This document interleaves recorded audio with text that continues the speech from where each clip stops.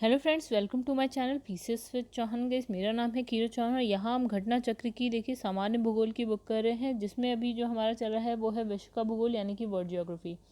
तो गाइस, अभी जो हम करने जा रहे हैं वो है चैप्टर नंबर 40 जो है बादल। तो वीडियो को लाइक करिएगा अगर आपको पसंद आए तो, एंड कमेंट करके जरूर बताइएगा कैसी लगी, एंड शेयर करिएगा अपने दोस्तों में जिन्हें इसकी ज़रूरत है।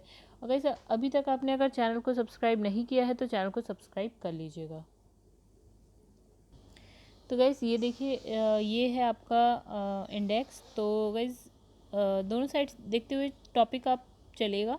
अभी जो फ़िलहाल हम पहुँचे हैं चैप्टर नंबर 40 यानी कि बादल पे पहुँचे हैं। बाकी के भी टॉपिक्स आप लोग देख लीजिए, अभी हमें कितना करना है, अब काफ़ी कम रह गया है, ये बुक भी जल्दी कंप्लीट हो जाएगी। तो गाइज़ अगर आपको वीडियो पसंद है तो लाइक करिएगा एंड चैनल को सब्सक्राइब जरूर करिएगा। तो गाइज़ चलिए नोट्स देखते हैं। तो दोस्तों यहाँ पे लिखा है,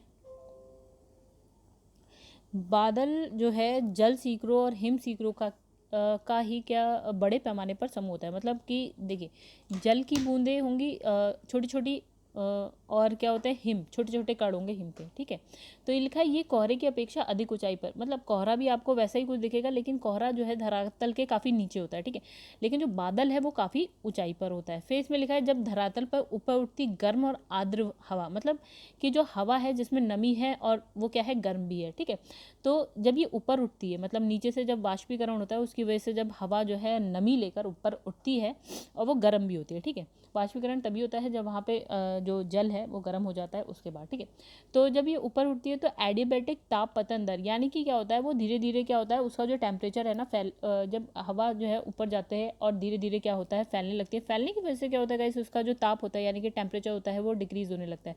तो इसने कहा ताप पतन दर जो है आसपास की जो वायु होती है उसके ताप पतन दर से क्या हो जाता है, कम हो जाता है। यानी कि उसका जो टेम्परेचर होता है ना, जो वाष्प ऊपर जा रही है उसका, वाष्प या आर्द्र हवा जो है ऊपर जा रही है, उसका जो टेम्परेचर होता है वो आसपास की वायु की जो टेम्परेचर कम हो रहा है उससे भी कम हो जाता है। तो वायु जो है अस्थिर होकर निरंतर ऊपर उठकर क्या होती है, ठंडी हो जाती है। मतलब वो वायु क्या है, जैसे जैसे आप देखेंगे ना ऊपर जाती जाएगी तो वो क्या होती जाएगी, ठंडी होती जाएगी। और एक पॉइंट होता है जिसको हम बोलते हैं ओसांक। ओसांक के बाद क्या होता है, ये संघनन, मतलब जो वायु है आर्द्र वायु, ओसांग एक पॉइंट है जिसके ऊपर जाती ही जाएगी तो क्या होता है, संघनन प्रारंभ हो जाता है। यानी कि अगर बादल को बनना है तो जो वाष्प है वो संघनन की स्टेज पे आती है, उसके बाद बादल बनता है। ठीक है, तो इसने कहा कि ओशांग के बाद उसमें संघनन प्रारंभ हो जाता है। जब संघनन हिमांक के ऊपर संपन्न होता है, ठीक है, तो क्या होता है कि जो जल सीकर थे या फिर जो आपके हिम सीकर थे उनका निर्माण।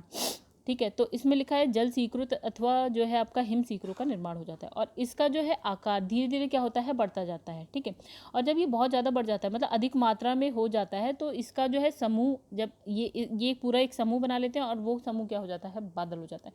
मतलब सिंपल आप ये समझिए कि जैसे जल है, जल में क्या होता है, वो टेम्परेचर बढ़ेगा तो इसमें से क्या होता है कि जलवाष्प ऊपर जाता है, यानी कि जो वायु है, वायु के संग नमी ऐसे करके ऊपर की तरफ जाएगी। ठीक है, जब ऊपर जाएगी तो धीरे धीरे क्या होने लगेगी, ठंडी होने लगेगी। ठंडी होने के बाद ये तो बूंदों में छोटी छोटी, और फिर या तो हिम कणों में वो बन जाती है। ठीक है, और ये जब सब मतलब इसमें क्या होता है, संघनन स्टार्ट हो जाता है। संघनन स्टार्ट होने के बाद क्या होता है, जब ये सारी चीज़ें मिल जाती हैं तो उसमें क्या हो जाता है आपका, ये किसका निर्माण करती है, बादलों का। अब देखिए यहाँ लिखा है कि बादलों के वर्गीकरण में इनकी जो सामान्य आकृति है, ऊर्ध्वाधर विस्तार हो गया या फिर ऊंचाई को प्रमुख आधार बनाया गया है। मतलब बादल बहुत टाइप के होते हैं, आधार क्या बनाया गया है, उसकी आकृति हो गई, ऊर्ध्वाधर विस्तार हो गया उसका, उसकी ऊंचाई हो गई। ठीक है, तो जैसे इसमें लिखा है पहला, तो यहाँ लिखा है पक्षाप बादल। ठीक है, तो पक्षाप बादल के बारे में पढ़ लेते हैं। देखिए पहले देख लेते हैं कौन कौन से। तो एक हो गया आपका यहाँ पे पक्षाप, एक हो गया पक्षाप स्तरीय बादल। ठीक है, उसके बाद हो गया पक्षाप कपासी बादल, फिर हो गया उच्च स्तरीय बादल। ठीक है, एंड उसके बाद हमारा हो गया उच्च कपासी बादल, और फिर है स्तरीय कपासी, फिर हो गया स्तरीय बादल। फिर यहाँ पे लिखा है वर्षा स्तरीय बादल। ठीक है, और भी बादल हैं बहुत सारे, तो कपासी बादल, कपासी वर्षा बादल और है आपका। ठीक है, इतने हैं। इसको क्या करेगा, शॉर्ट में जब आप नोट्स बना रहे होंगे तो पहले इन सबको एक साथ लीजिए, क्योंकि गाइस इसमें क्या है, बहुत ज़्यादा कन्फ्यूज़न होता है कि कौन सा बादल कैसा कैसा होता है, क्या कैसा दिखता है, क्या करता है। ठीक है, तो देखिए सबसे पहले है पक्षाप बादल। तो पक्षाप बादल में क्या है, ये सर्वाधिक ऊंचाई पर पाए जाते हैं। ये बादल प्राय क्या है, छितराए रूप में जो है रेशम के जैसे दिखाई देते हैं, ठीक है। मतलब बहुत बिखरे हुए होते हैं, ठीक है, बिखरे हुए होते हैं और रेशम की तरह दिखाई देते हैं, बहुत अधिक ऊंचाई पर होते हैं। क्योंकि अब इसने कहा कि ये छितरे रूप में मतलब रेशम की तरह दिखाई देते हैं क्योंकि इसका निर्माण छोटे छोटे हिमकणों द्वारा होता है। मतलब ये बादल कैसे बनते हैं, छोटे छोटे हिमकणों के द्वारा बनते हैं जिससे होकर सूर्य की किरणें गुजरती हैं, ठीक है। और जिस कारण इनका रंग कैसा हो जाता है, सफ़ेद हो, जैसे हिमकण है इस पे से होकर सूर्य की किरण जब गुजरेगी तो ये क्या है, सफ़ेद दिखने लगेगा, ठीक है। तो इसने कहा चक्रवात के आगमन से पहले आकाश में पक्षाप मेघ दिखने लगते हैं। यानी इसने कहा जब साइक्लोन आता है यानी कि चक्रवात आता है तो आपको किस टाइप के बादल दिखते हैं, तो यही वाले बादल दिखते हैं आपको, पक्षाप बादल। तो गाइस इसमें हमने क्या पढ़ लिया, तो हमने पढ़ा ये सर्वाधिक ऊंचाई पर है, छितरे हुए होते हैं, रेशम की तरह होते हैं, छोटे छोटे हिमकणों से बने होते हैं, ठीक है। अब सूर्य की किरणें इससे जब गुजरती है तो इसका कलर हो जाता है सफ़ेद, और ये चक्रवात से पहले आपको यही बादल दिखाई देते हैं, पक्षाप बादल पढ़ लिया। चलिए अब सेकंड इसमें देखिए क्या लिखा है, पक्षाप स्तरीय बादल। ये बादल मुख्यतः क्या है, 1800 फीट से अधिक ऊंचाई पर पाए जाते हैं और इनके आने पर सूर्य और चंद्रमा के चारों ओर प्रभामंडल मतलब इसके चारों ओर आपको क्या है, रोशनी थी, बहुत प्रभामंडल यानी बहुत तेजी से रोशनी सी दिखती है जो चक्रवात के आगमन की सूचना देते हैं, ठीक है। अब आपने क्या पढ़ा इसमें पढ़ा इसकी ऊंचाई 1800 फीट, तो इसने कहा सूर्य और चंद्रमा के चारों ओर क्या प्रभामंडल बन जाता है, ठीक है। और इस चक्रवात के आगमन यानी कि चक्रवात आने वाला है इसका इंडिकेशन देते, मतलब ये इंडिकेट करते हैं कि अब जो है साइक्लोन आने वाला है, चक्रवात आने वाला है। चलिए अब दूसरा पढ़ लेते हैं, पक्षाप कपासी बादल। तो अभी तक हमने कौन कौन से पढ़े, पक्षाप स्तरीय, अब पढ़ेंगे हम पक्षाप कपासी। तो ये बादल क्या है, सफ़ेद तथा छोटे छोटे गोलाकार रूप में होते हैं, ठीक है। सफ़ेद मिलेंगे आपको, छोटे छोटे गोलाकार रूप में ऐसे ऐसे मिल जाएंगे, ठीक है, कपास की तरह। अब इसमें लिखा है उच्च स्तरीय बादल। तो पक्षाप के 3 पढ़ेगा इस आप लोगों ने, ठीक है। तो पक्षाप के 3 कौन से थे, एक हो गया पक्षाप बादल सिर्फ, और पक्षाप स्तरीय, फिर पक्षाप कपासी, ये 3 याद रखिएगा पक्षाप के, ठीक है। चलिए अब हम आगे बढ़ जाते हैं। तो अब लिखा है यहाँ पे उच्च स्तरीय, तो इसमें लिखा है उच्च स्तरीय फिर उच्च कपासी, ठीक है, इतना ही मान लेते हैं। उच्च स्तरीय और उच्च कपासी। अब इसने लिखा है कि जो उच्च स्तरीय की बात करते हैं तो इसने लिखा है आकाश में लगातार रूप में फैले नीले और भूरे रंग की पतली चादर वाले बादलों को उच्च स्तरीय बादल कहते हैं। मतलब एक चादर की तरह है, पूरे बादल में है और ये नीले रंग की, भूरे रंग की है, ठीक है। विस्तृत यानी कि बहुत बड़े एरिया में होती है, लगातार इससे क्या होती है, वर्षा होती है। मतलब आप क्या समझे, एक चादर मान लीजिए और ये कौन से कलर की है, नीले भूरे कलर की है, और ये क्या काफ़ी बड़े जो है क्षेत्र में मतलब विस्तृत होते हैं, काफ़ी बड़ी जगह, मतलब बहुत दूर दूर तक दिखाई देते हैं, और इसमें क्या होती है, लगातार वर्षा होती रहती है। चलिए अब हम बात करेंगे, ये हमने पढ़ा उच्च स्तरीय, ठीक है। अब पढ़ेंगे उच्च कपासी। तो इसमें लिखा है पक्षाप कपासी बादलों की भांति कम ऊंचाई पर पाए जाते हैं। तो जो पक्षाप कपासी हमने पढ़े थे यानी कि ये वाले, तो इसने बस ये बोला था कि ये सफ़ेद होते हैं और छोटे छोटे गोलाकार रूप में होते हैं, ठीक है। तो उच्च कपासी में इसने बोला कि पक्षाप कपासी बादलों की भांति मतलब उन्हीं की तरह होते हैं, कम ऊंचाई पर होते हैं, ठीक है। बस इतनी सी बात। चलिए अब हमारा आया, देखिए हमने पढ़ा उच्च स्तरीय और यहाँ पड़ा उच्च कपासी। अब इन दोनों को मिला दिए स्तरीय कपासी, तो ये हो गया स्तरीय कपासी। तो इसमें लिखा है ये बादल हल्के भूरे रंग के बड़े बड़े गोलाकार क्या होते हैं, चकत्तों के रूप में होते हैं, ठीक है। यानी ये कौन से कलर के होते हैं, देखिए उच्च स्तरीय में ये कहते हैं नीले भूरे कलर के होते हैं, तो इसका भूरा ले लिया, ठीक है। तो ये हो गया भूरे रंग के होते हैं और छोटे छोटे गोलाकार, मतलब ये भी गोलाकार उसमें होते हैं, कपास की तरह, ठीक है, मान लीजिए, ठीक है। तो ये थोड़े से बड़े गोलाकार होते हैं और ये वाले थोड़े से छोटे होते थे। पक्षाप कपासी में छोटे छोटे होते थे गोलाकार, तो ये बड़े बड़े गोलाकार हैं, ठीक है। और इस वाली कपासी में क्या था, ये पक्षाप कपासी बादलों की भांति, बस इसमें लिखा है ये कम ऊंचाई, इसमें सिर्फ ऊंचाई की बात करिए। चलिए अब यहाँ पे पढ़ेंगे हम स्तरीय बादल। तो ये बादल कोहरे के समान होते हैं, इसका निर्माण 2 विपरीत स्वभाव वाली हवाओं के मिलने से प्रायः शीत कटिबंध में सर्दी में होता है। मतलब इसने क्या बोला, इसने ये बोला कि ये एक तो ये कोहरे की तरह होते हैं। देखिए कोहरा आपको कब मिलेगा, देखिए नॉर्मली क्या होता है कि जो धरातल होता है उसके जो पास की हवा होती है ना, वो कैसी होती है, गर्म होती है, ठीक है। और जो ऊपर की हवा होती है वो होती है ठंडी। लेकिन कभी अगर ऐसी कंडीशन हो जाए कि जो धरातल है उसके पास की हवा ठंडी हो जाए और ऊपर की हवा क्या हो जाए, गर्म हो जाए, तब यहाँ पे क्या बनेगा, कोहरे का निर्माण होता है। मीन्स तब कोहरा आपको दिखने लगेगा, ठीक है। तो अब ये कंडीशन हमने कोहरे की बता दी। तो अब इसने कहा जो स्तरीय बादल हैं वो कोहरे के तरह होते हैं, कोहरे के समान होते हैं। तो इसने कहा कि इसमें क्या हुआ, इसने कहा कि कोहरा कब बनता है? हमने कहा दो विपरीत स्वभाव वाली हवा, यानी कि एक गर्म हवा होगी, एक ठंडी हवा होगी, यही तो स्वभाव हो सकता है हवा का, और क्या। तो एक गर्म हवा, एक ठंडी, तो इसने कहा दो विपरीत स्वभाव वाली हवाओं के मिलने से। और कब बनता है? देखिए कोहरा भी आपको पता है ठंड के टाइम बनता है, सर्दियों में बनता है, तो वही लिखा है इसने सर्दियों में बनता है। शीतोष्ण कटिबंध, वहाँ पे तो वैसे भी सर्दियाँ रहती है और सर्दियों में बनता है, ठीक है। तो हमने क्या समझा कि कोहरे के समान होता है, दो विपरीत क्या स्वभाव वाली हवाएं होती हैं, शीत कटिबंध में, और सर्दियों में बनता है। तो हम कोहरे का हिसाब किताब लेके चले तो इसे समझ जाएंगे। अब देखिए वर्षा स्तरीय बादल में क्या लिखा है। ये बादल धरातल के अधिक नज़दीक पाए जाते हैं, मतलब ज़मीन के पास ही पाए जाएंगे, काले रंग के घने बादल हैं ये, ठीक है। और क्या है, किसी भी आकार के हो सकते हैं, मतलब इसका कोई आकार नहीं है। और इसकी सघनता के कारण क्या होता है, अंधकार छा जाता है और वर्षा अत्यधिक होती है। मतलब ये समझ लीजिए जब कभी ऐसा भी टाइम आता होगा जब ऐसे बादल आते होंगे कि अंधकार, मतलब अंधेरा सा हो जाता है, बहुत तेज बारिश होती है। और ये कहाँ होते हैं, जो धरातल के ही पास होते हैं, मतलब बहुत ऊंचाई पे नहीं होते। और कैसे होते हैं, काले रंग के होते हैं, अंधेरा छा जाता है, बहुत बारिश होती है, ठीक है। तो ये हो गया वर्षा स्तरीय बादल, ठीक है, नाम से ही पता चल रहा है। अब पढ़ते हैं कपासी बादल। तो कपासी बादल में क्या, ये बादल जो है अधिक घने होते हैं, एक चीज़, ठीक है, विस्तृत होते हैं, बहुत दूर दूर तक फैले होते हैं। ये क्या है, लंबे रूप में होते हैं, जिसका ऊपरी भाग क्या है, गुंबदाकार होता है या गोभी के फूल के समान होता है। इसे प्राय जो है आपका साफ मौसम का अभाव होता है। मतलब इसमें खास कुछ नहीं। कपासी बादल देखिए, एक तो वो सफ़ेद होंगे, ठीक है, काले काले तो नहीं होंगे, ठीक है। तो ये घने होंगे, विस्तृत होंगे, दूर दूर तक फैले होंगे, लंबे रूप में होंगे, और इसकी जो ऊपरी भाग गुंबदाकार या गोभी के फूल की तरह होता है। मतलब कुछ इस तरह से आप देखते होंगे, ये ऐसे ऐसे ऐसे ऐसे, ठीक है। और दूसरा इसने कहा कि ये साफ मौसम का आभास होता है यहाँ से, मतलब कि मौसम साफ है, बारिश वारिश ऐसा कुछ नहीं होगी, ठीक है। लेकिन अभी यहाँ पे इसने सेकंड बोल दिया कपासी वर्षा बादल, मतलब अभी ऊपर वाला हमने पढ़ा था कपासी, राइट। तो कपासी तो था कपासी बादल, और यहाँ कपासी वर्षा। अब यहाँ बारिश होगी। इसमें फिलहाल तो मौसम साफ है, मतलब साफ मौसम का भास होता है। लेकिन अब इस वाले में देखिए क्या होगा। इसमें लिखा है ये बादल अत्यधिक विस्तृत, मतलब बहुत बड़े एरिया में होते हैं, गहरे बादल होते हैं, वर्षा होता है, ओले होते हैं, तड़ित झंझाड़, मतलब जो लाइटनिंग होती है ना, वो भी होगी। मतलब इसने कहा जो कपासी वर्षा वाले हैं वो खतरनाक है। देखिए वर्षा भी हो रही है, ओले भी पड़ सकते हैं, और जो लाइटनिंग है यानी कि तड़ित झंझाड़, मतलब आवाज़ के साथ होते हैं, ठीक है। अब देखिए यहाँ पे लिखा है मेघ गर्जन, ये लाइटनिंग, ठीक है। मेघ गर्जन क्या होता है, मतलब आवाज़ भी होती है, ठीक है। तो इसमें लिखा है तड़ित झंझा की एक प्रक्रिया है। मतलब इसने कहा कि वास्तव में तड़ित झंझा स्थानीय तूफान होता है, जिसमें क्या है, ऊपर की ओर हवाएं तीव्र गति से चलती हैं। मतलब इसने कहा कि एक तूफान है जिसमें हवाएं जो है ऊपर की तरफ तीव्र गति से चलती हैं। अब इसने कहा बिजली की चमक और मेघ गर्जन के साथ क्या है, घनघोर जल वर्षा होती है। मतलब क्या होता है कि ऊपर हवाएं बहुत तेज़ी से चल रही हैं, और क्या होता है यहाँ पे क्या हो रहा है, चमक, बिजली की चमक भी हो रही है, और आवाज़ भी आ रही है बादलों में, ठीक है। और बहुत तेज़ी से बारिश भी हो रही है। तो मेघ गर्जन के पहले क्या है, बिजली की चमक होती है, ठीक है। फिर लिखा है जिस कारण क्या है, तापक्रम अचानक बढ़ जाता है, टेम्परेचर बढ़ जाता है। वायु तीव्रता से जो है अचानक फैलती है, जिसके कारण क्या होता है, भयंकर आवाज़ उठती है।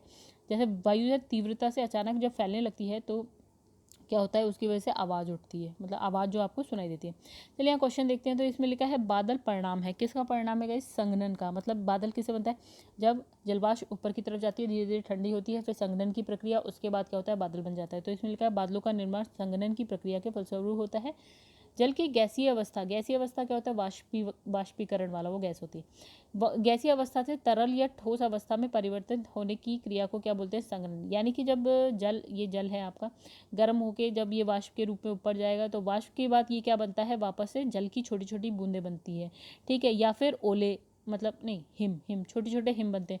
तो हिम क्या होते हैं आपका, सॉलिड होते हैं, यानी कि ठोस होते हैं, और जो जल होता है वो तो लिक्विड होता है, यानी कि आपका तरल होता है। तो इसने यही कहा कि जो ये गैस होता है इसे गैस बोलेंगे, आप वाष्प को गैस बोलेंगे। तो गैस किस में बन रहा है, लिक्विड यानी कि तरल, या फिर ठोस में बन जाएगा।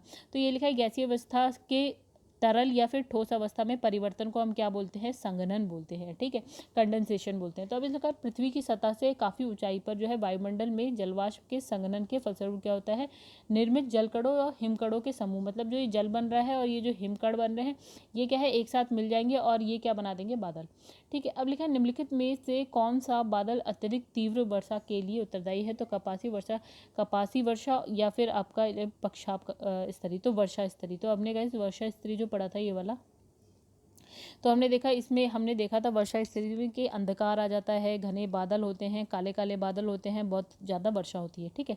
तो वर्षा कपासी। तो ये हमारा ऑप्शन हो गया सी। तो यहाँ पे देखिए क्या लिखा है, वर्षा स्तरीय बादल धरातल के अधिक नज़दीक होते हैं, काले रंग के होते हैं, घने होते हैं, ठीक है, और किसी भी आकार के हो सकते हैं। इसकी सघनता के कारण क्या है, अंधकार जैसा छा जाता है और वर्षा क्या है, अत्यधिक होती है। चलिए अब लिखा है सर्वाधिक ऊंचाई के बादल कौन से हैं। तो गई सबसे पहला जो हमने पढ़ा था वो सबसे मतलब सब जो उसकी ऊंचाई थी वो सर्वाधिक थी, जैसे कि यहाँ पे देखिए। तो पक्षाभ स्तरीय में हमने पढ़ा था कि लेकिन पक्षाभ बादल सर्वाधिक ऊंचाई पर पाए जाते हैं, ठीक है, सबसे पहला वाला लिखा है। उपयुक्त विकल्पों में पक्षाभ स्तरीय बादल क्या सर्वाधिक ऊंचाई पर होते हैं और ये कितनी ऊंचाई पे, 18,000 फीट की ऊंचाई पर भी है, ठीक है, इससे अधिक पे। अब लिखा है निम्नलिखित जलवायु या भूगोल विषयक तत्वों पर विचार कीजिए। इसमें लिखा है संघनन, उच्च ताप आर्द्रता, पर्वत विज्ञान, फिर ऊर्ध्वाधर हवा। तो मेघ गर्जन में मेघ गर्जन इसमें से किस किस तथ्य के कारण होता है, ठीक है। तो गाइस चलिए, तो इसका आंसर है सी, यानी कि बस आप ये वाला छोड़ दीजिए, पर्वत विज्ञान को छोड़ दीजिए, बाकी आपके पास सब है। तो देखिए समझते हैं। तो इसने बोला मेघ गर्जन तड़ित झंझा की एक प्रक्रिया है। वास्तव में तड़ित झंझा स्थानीय तूफान होता है जिसमें ऊपर की ओर हवाएं जो है ऊर्ध्वाधर तीव्र गति से उठती है। बिजली की चमक मेघ गर्जन के साथ क्या है, घनघोर जल वर्षा यानी कि संघनन के पश्चात होती है, ठीक है। संघनन होता है तभी बादल होगा तभी वर्षा होगी। तो मेघ गर्जन के पूर्व जो है बिजली की चमक होती है, जिस कारण तापक्रम अचानक बढ़ता है, वायु तीव्रता से अचानक फैलती है, जिस कारण भयंकर आवाज उठती है। पर्वत विज्ञान को छोड़कर सभी का संबंध मेघ गर्जन से है। जो ऑप्शन थे उसकी बात हो रही है।